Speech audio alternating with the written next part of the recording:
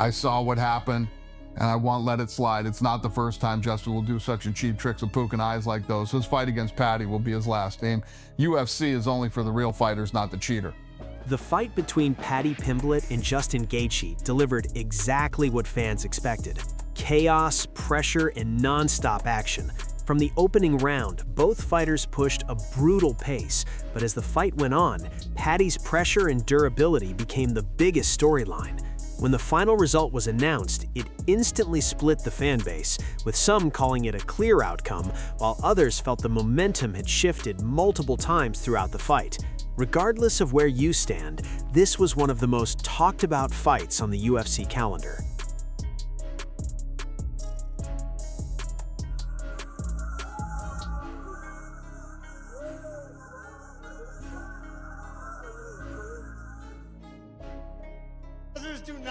That Scouser does not get knocked out. Hold on. My God. Once the highly anticipated clash between Paddy Pimblett and Justin Gaethje concluded, the post-fight discourse immediately centered on how the outcome aligned with pre-fight analyses.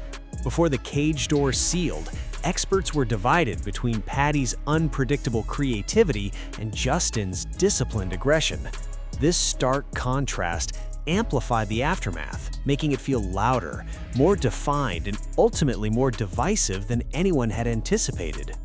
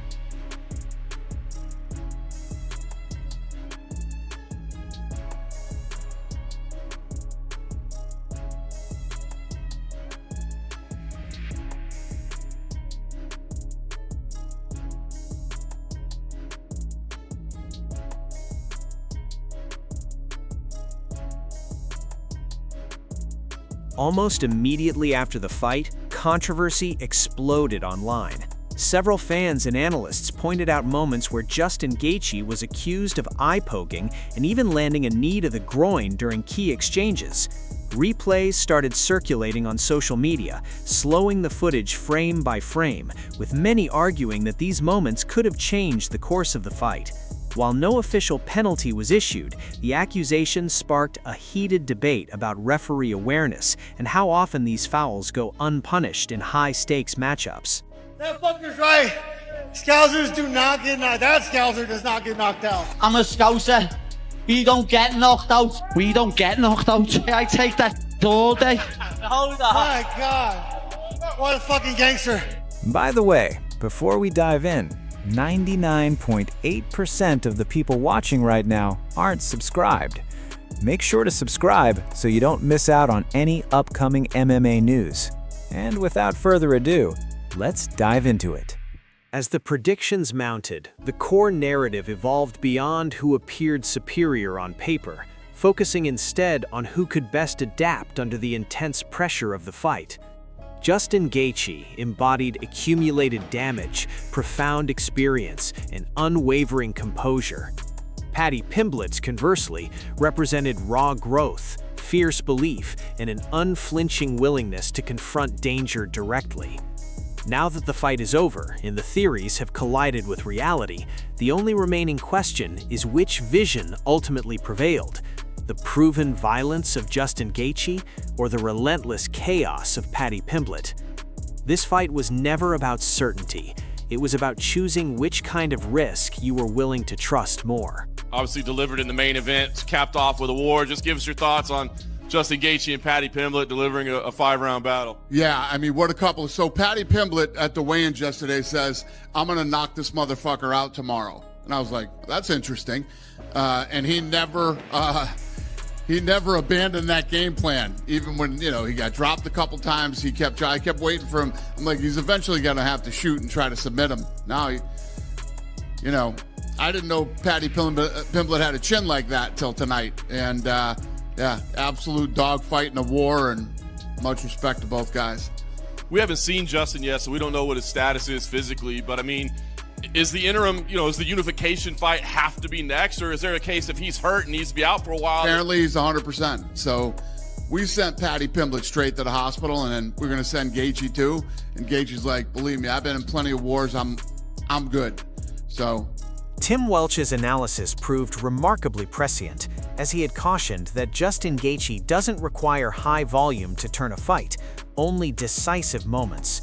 His signature calf kicks and perfectly timed counters were never about flash, but rather about deliberately forcing opponents into errors.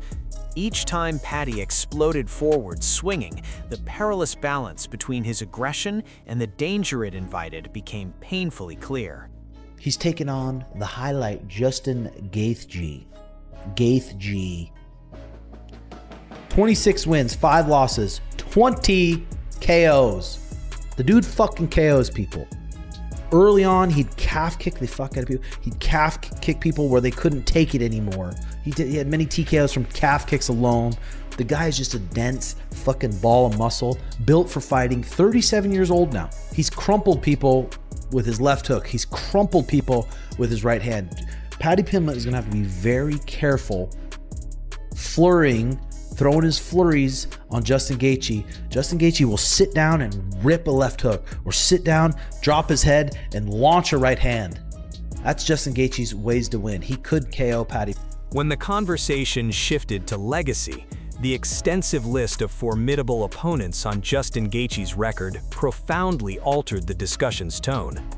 Fighters such as Dustin Poirier, Eddie Alvarez, Charles Oliveira, Max Holloway, and Khabib Nurmagomedov are not merely names, they represent distinct eras in the sport.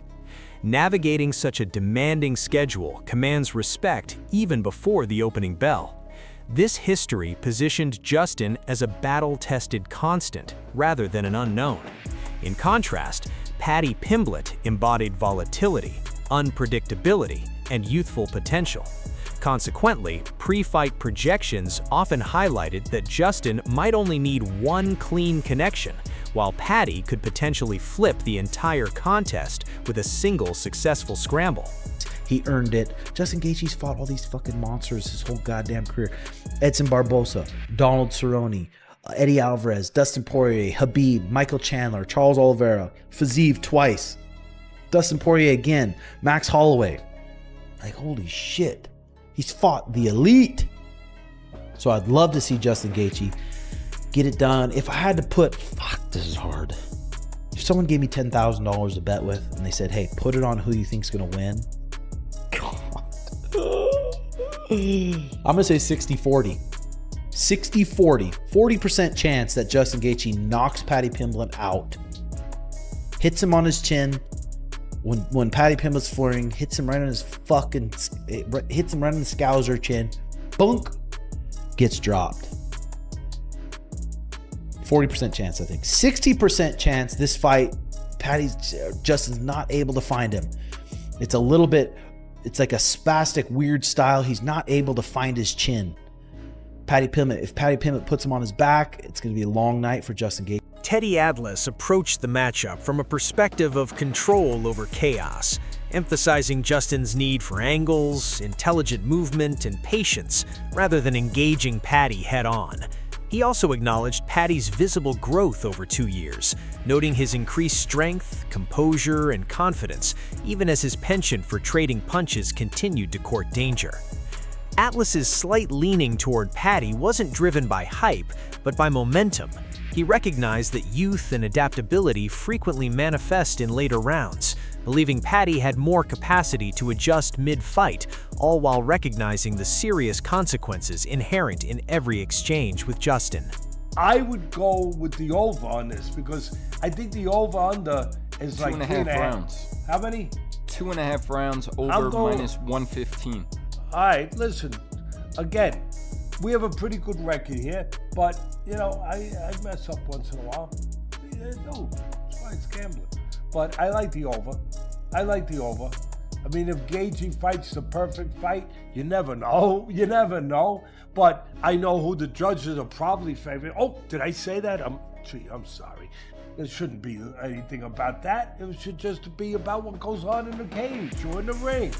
But I can't help myself but think about things that I see. So maybe, you know, Gaethje would really have to do a job, I think, to get it, which he could. But I think I'd probably favor Pimblett a little bit. But at the end of the day, if I had to put my bucks down. The betting dialogue introduced another layer of intrigue. While both men's proven durability suggested the fight could go the distance, the persistent reminder of Justin Gaethje's career, littered with sudden finishes, rendered any prediction fragile, regardless of its logical foundation. Max Holloway expertly distilled the matchup into a question of pain tolerance, asserting that skill remains paramount only until cumulative damage begins to take its toll. Holloway believed that if Paddy could withstand Justin's power without breaking, the fight could rapidly shift course through a single wobble, a desperate scramble, and an irreversible change in momentum. With Paddy, if he can eat it, I can see Paddy catching Gaethje and maybe almost like a Oliveira fight, you know, catch Gaethje, hurt Gaethje wobble, and then, you know, get to Gaethje's back or something, maybe subtle. You know what I mean? Like, Paddy is very well-rounded. You know, he out-wrestled wrestlers, he out-grappled grapplers. He stands with you. You know, he doesn't care. He throws. You know, everybody be like, his chin is in the air. He takes shots. Yeah, he takes shots and he still walk forward. How long will that last? We don't know. And that's the question I have to this fight.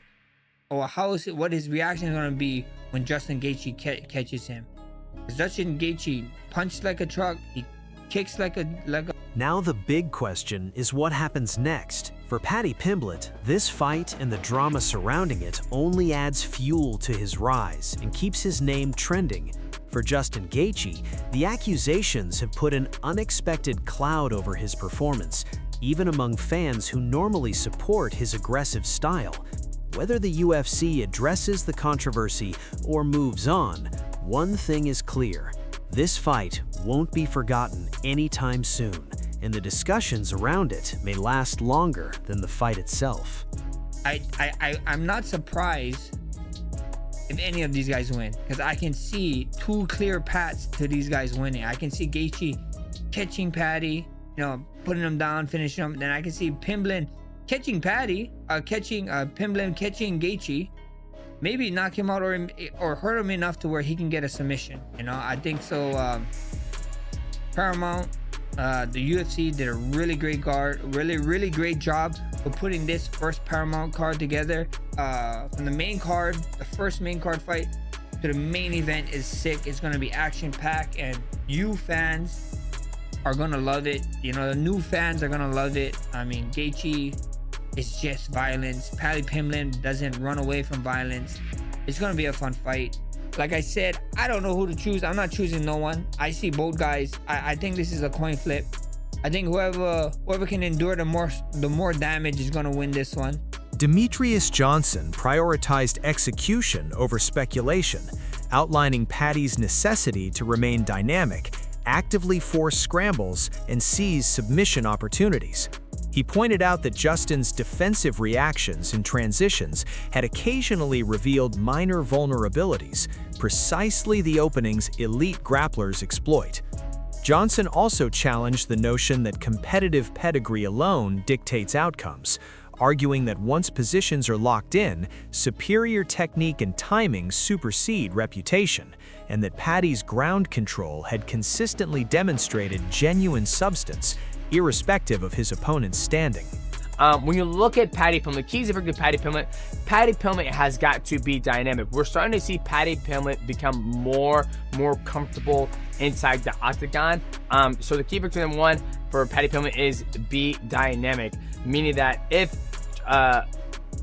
Justin Gaethje puts you against the cage, don't be scared to do a flying triangle.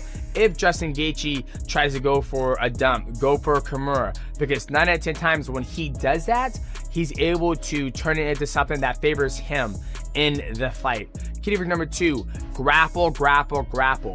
You know, when you look at Justin Gaethje's past fight, when people grapple him that have a good grappling ability, he seems to have hard times with grapplers, where people, you know, when people drop him, Charles Oliveira dropped him, he crossed the volley, jumped on him, got his back, submitted him with a rear naked choke. You look when he fought Habib took him down, passed his guard, mounted him, got a triangle from top and rolled to his back. Now I feel like Paddy Pimblett has that grappling ability that can oppose some problems to Justin Gaethje. That's all for today's video. This fight sparked massive debate, and it's clear fans are still divided on what really went down inside the octagon. Let me know what you think about the results and the controversy in the comments below. I read every single one. If you enjoyed the breakdown, make sure to like, subscribe, and share the video. I'll see you in the next one.